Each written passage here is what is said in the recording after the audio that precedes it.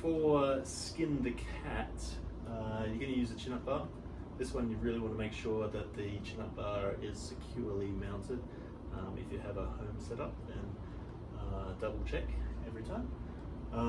You're going to go with your palms facing back towards you, and you're going to pull yourself all the way through like a 360-degree shoulder inlocator dislocate. It looks like this. I'm just going to go from the inverted hang position down to the skin, the cat position, back up to the inverted hang position, and that's the movement that I'm looking for.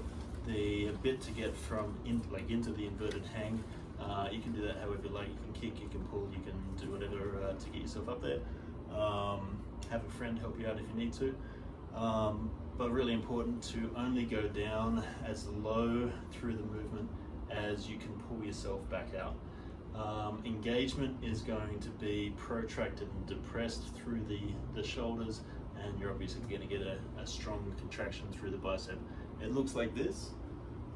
Palms are facing backwards on the chin-up bar, making my way up to the inverted hang.